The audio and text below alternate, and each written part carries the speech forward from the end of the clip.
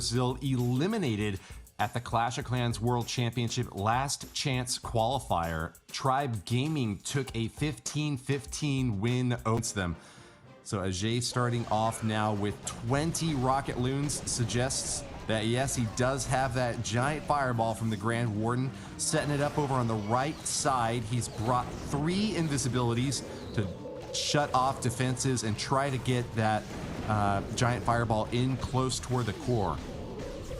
Yeah, so far the setup looks really nice. He found 2 Teslas there with the Super Loon on the right side, so he should probably use one rocket loon, lose one rocket loon on the left side as well to check if there are Teslas around the giant cannon over there as well. Oftentimes only the right side of a base is trapped, but in this case it could be both. And there we see one of those Teslas. There will be another one. There it goes. He also found some Seeking Air Mines, and I'm sure there are also going to be some Skellies. But for now, Woody, we have to concentrate on the Warden Walk and see when he will use the fireball and what buildings he wants to damage with it.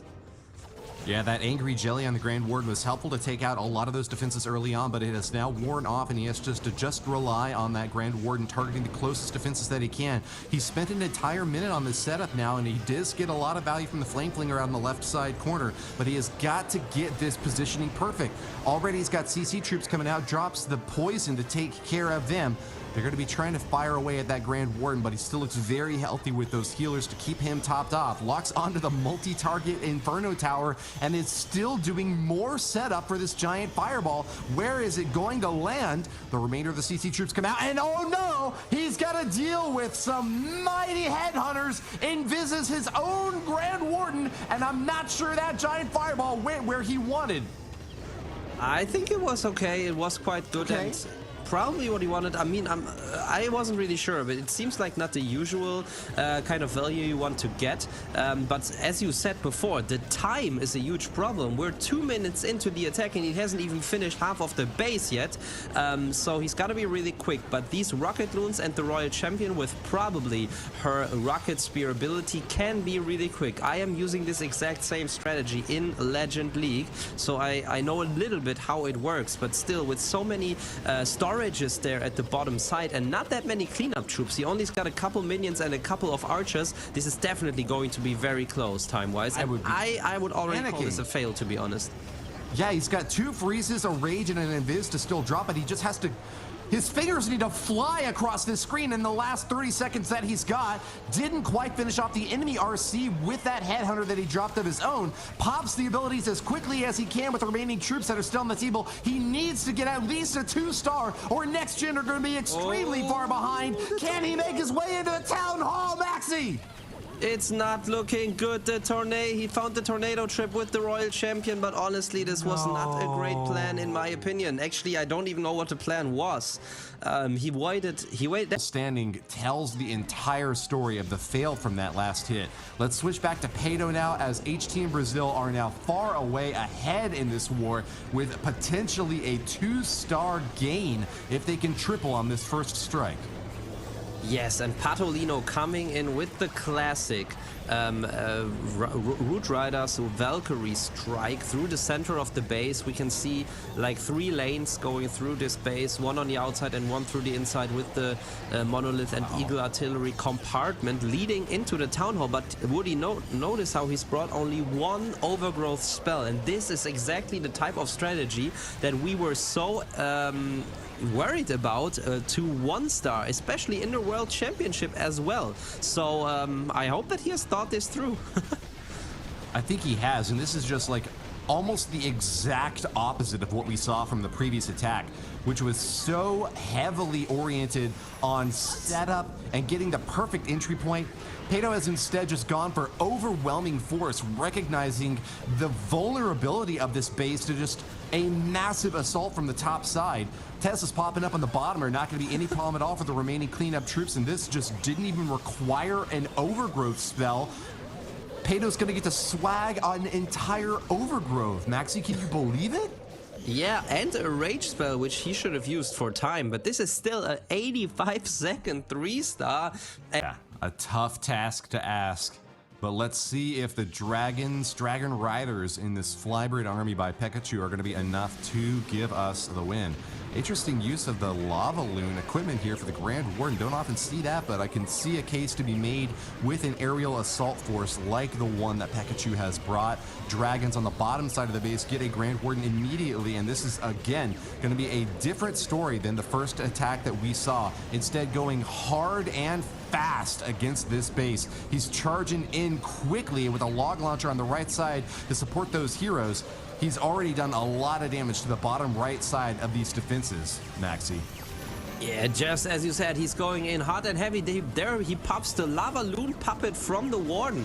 A very interesting combination. The two Lava Loons and the Warden fireball onto the Town Hall, but he didn't take it out. And Woody, this attack is apparently also not going according to plan. And maybe he just wanted to take out the core of the base, okay, but he still has got so much in the back end of the base that he has to take care of. Now these wall breakers on the right side, they were totally swagged, unfortunately, because the King ability, the King Earthquake Boots, opened the walls anyways. I mean, he got a little bit lucky, and they even made it far into the base. But I mean, what am I saying, Woody? This is still looking like a 3-star with the Queen ability still intact. So it seems like the Dragons did have enough value to take out this base.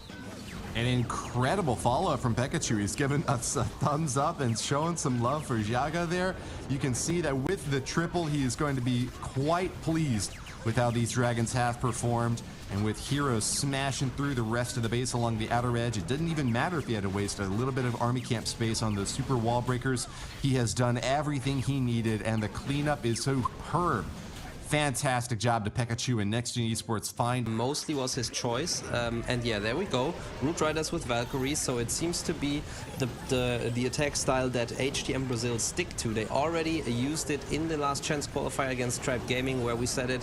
They just lost barely by a couple of seconds, but they were very strong with this attack strategy, even in hard mode and even after the nerfs of the Root Riders. So that's what they keep going with. That's what Patolino already 3-starred with, so let's see if Achilles can do the same on this diamond style base.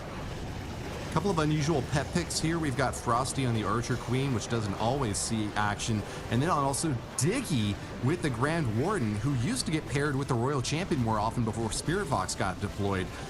Those choices from Achilles are going to help to shut down defenses even harder on the inside of the base and keep these Root Riders going apace. He drops that Overgrowth on the top side to shut down the Town Hall, and although it might seem like a risky play for some, it seems like Achilles has got exactly what he wants so far from this left and bottom side corner. All these defenses are just getting absolutely torn apart, and with the Root Riders still, most of them above half health, I think he's going to be very well positioned for a triple, Maxi. Yeah, he's gonna be a little bit worried about this left side compartment at 9 o'clock, but I think he will have enough juice with the Royal Champion ability just popped a couple seconds ago. She's still throwing rocket spears, so he'll definitely overpower this. Look at this, Woody. 4 heroes still alive with just 4 buildings on the map.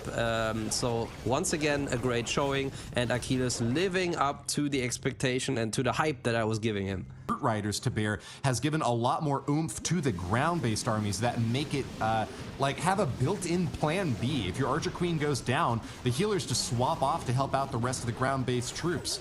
Not going to be the story this time around, because even though we do have 5 healers in this army for a ground-based walk on the left side with this Warden, we are still going to be keeping to the skies with 14 rocket balloons, and Akshay is playing exactly according to the script that you have set up for him, Maxi, with another massive fireball getting set up for. But let's hope he doesn't take as much time as we saw in the first strike from NexGen Esports, a J333 giving us too little time to finish off the base. I don't want that to happen again here now to Akshay, so he's got to be heads up and playing fast against this defense now coming out. Mostly archers from the CC so far, Maxi. Yeah, that's not a big problem. It just holds off the Warden, or keeps the Warden from targeting defenses while the Angry Jelly is still active. So that's not ideal. I think he's probably going to go for this Builder Hut just with the Fireball. So maybe just make the Multi-Inferno and the Scatter Shot invisible and then use the Fireball. But I'm not really sure now. He's raging. I mean, at least the Flame Flinger's doing the right thing on the right side, following up to this multi-inferno rather than running into or driving into the range of the monolith. But the most important thing about these attacks for me is just keep the Warden alive. Forced out an ability, and that is going to be an awkward placement for that giant fireball right next to where the Warden was already at. Gotta assume that he had intended to fire that into the core of the base, Maxi, and so with 2 invisibility spells now that he's holding on to, he can use those for different purposes to try to protect his troops, but without that core placement, he's just gonna have to rely on the Warden to snipe the interior instead. He does take down the Eagle artillery and will get some more free shots against the clan castle with no defenses firing away at his troops. But what is left to take out the inside of this base? The Town Hall is still standing. It's going to almost require a Royal Champion charge. She's going on the bottom side because Akshay knows nothing less than 3 stars will be sufficient. Can the Grand Warden really take out the Town Hall all on his own? Yeah, he should, but he probably has to invest a spell because the defenses are raged up, but now he should be alright. The biggest risk is that the Warden goes away from the Town Hall following some rocket loons or some heroes. Now he needs to deploy all of his cleanup on the bottom side, especially the 3 minions and the Wizard. There they go, finally, because he only has 20 seconds, and this is going to come down to time after all. And invisibility and a super wall breaker, the last remaining offensive tools in his arsenal, but no point in using them at this point. It's just going to come down to the wire with 5 seconds left. Can he collapse on the last elixir storage? Yes! A 2-second hit. Obviously, but Akshay got a little lucky in the end. He got the job done with the 3-star, but now all eyes on Leo, who's attacking next for HTM Brazil. Well, one man's ancient days is another man's good old days. Let's see if our former world champion from 2023, Leo the Lion, will roar into this competition. Having taken the win in our 2nd cup, he's looking for another stream toward the top with this big balloon army setting up for 2 lava hounds up front to block for them. It's a log launcher in the bottom corner to crack open compartments for a golem blocking out in front of this Archer Queen, and a big shot from the Barbarian King making his way downtown. He finds a monolith getting repaired up by battle builders, but even those are not going to be enough to deny this log launcher rolling through. Triple Ice Golem are going to slow down the troops coming out of this siege machine, but this is still a mighty impressive start for a Laloon strike, Maxi. Oh yeah, absolutely. He's coming into those 2 compartments really nicely. The right compartment still looks a little bit fierce, but he's got 1 cloned queen and a Yeti still working on the scatter shot, but at the same time he's already starting the Lalo in the Town Hall, but the Lalo seems to be thinning out pretty early, and he found the tornado trap behind the town. Oh, but will the balloons? Okay, a couple of them go to the Town Hall. Is it enough to take it down? Yes, but barely. But there's also not much left standing in this base, Woody. Wow, no defenses left, and this base is just absolutely crushed. The last air defense goes down, and Leo's got 1:15 for cleanup with more balloons than I can count. Minions and headhunters, Yetis, and Archer Queen. Oh, it's going to keep NexGen Esports' hopes alive in the upper bracket, or if they'll be relegated down to the lower bracket and have to defend from that point.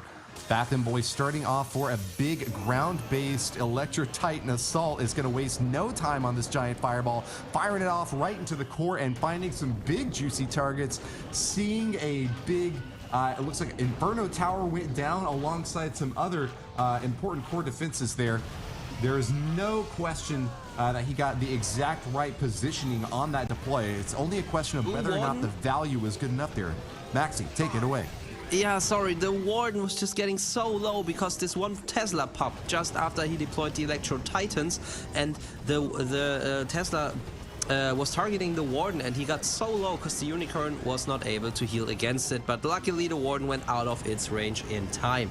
Now what's interesting is that Bath and Boy has brought 9 Druids. That is even after the Druids got nerfed so much, because they were pretty overpowered, pretty strong, so that even I could triple with them just throwing them onto some super witches. But now this is even harder. We can see that kind of surgically Bathroom Boy is adding a couple of druids every 20 or 30 seconds so that they can provide the tanking, while the ones he deployed earlier can provide the healing, or not, the other way around, healing and tanking from the bears. But anyways, the core is already destroyed, Woody, and he's doing so nice with the super barbarians and the troops from the siege barracks clearing the outside, so that he only has a couple of buildings back end, and with the royal champion and queen ability still intact, this looks like an overwhelming 3-star for next gen esports.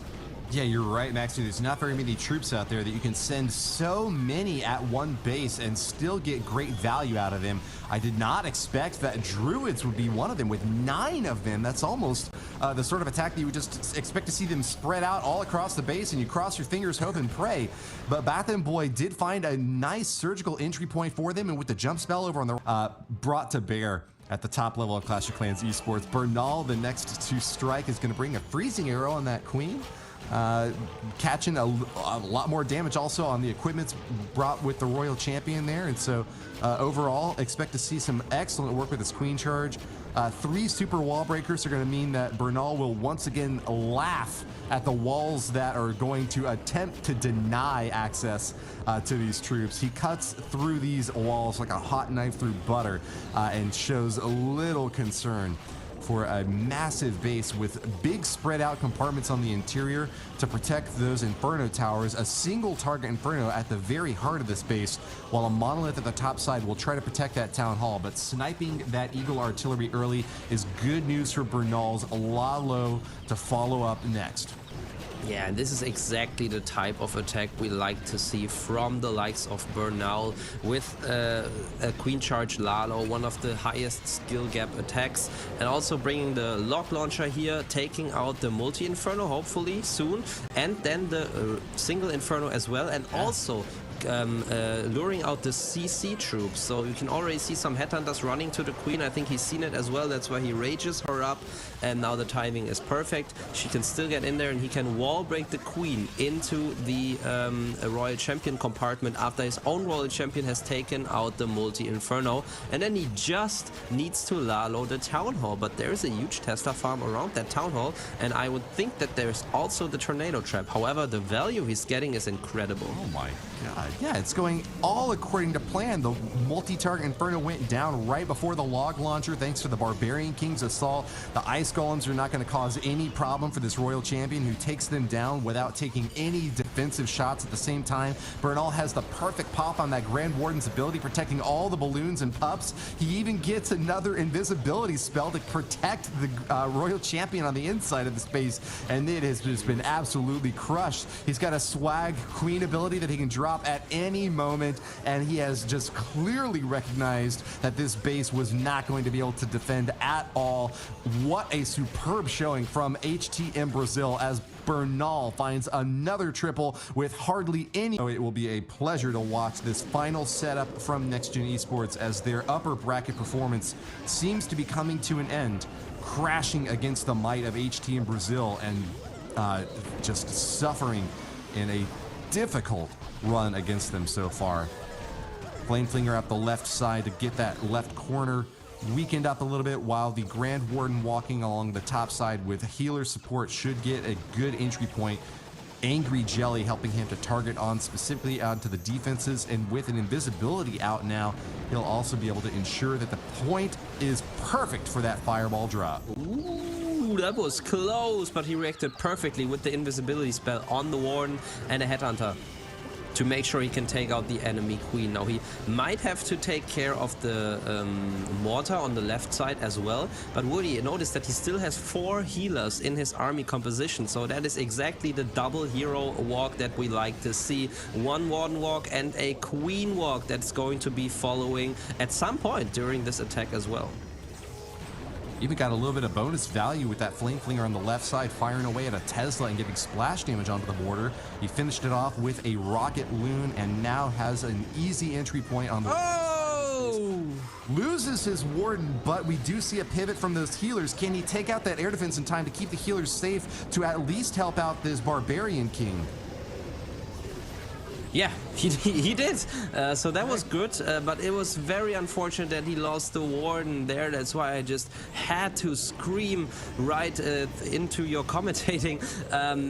It was so unlucky there. I think he did perfect with the spells, especially the poison spell on the troops, but there were mass headhunters in there. So it seems like HTM Brazil were expecting something like that, and now the time is running low. So Winey has to start going and get going, and that's why he's already starting the Queen Walk at the bottom side, so now he should really care about taking out the Town Hall. Double walk, still holding on to 2 super wall breakers, so he can crack through these compartments pretty well if he just gets those dropped soon enough. Archer Queen very healthy and holding on to an ability. He drops his skeleton spell to try to distract this monolith, and it looks like it's doing its job so far. 2 cracks of the super wall break into that compartment will give access to the Archer Queen, and she's ready to pop her ability anytime that she needs it. Monolith is locked on though, and it's getting a lot of damage in there. Diggy will be able to shut down the Town Hall. Great news for Winey's last support troops who are trying to collapse and finish off the rest of this base. 24 seconds left. He's not looking super confident, but a smile on his face does suggest that things are at least over now, and he doesn't have anything left to worry about. Win or lose, Winey has done his best, and scoring a 2-star in this last attack will at least give him something to be happy about. He did not 1-star on this last strike, but missing that Warden's DPS allows the Eagle Artillery and a scatter shot. Once more with another Warden walked rocket loons.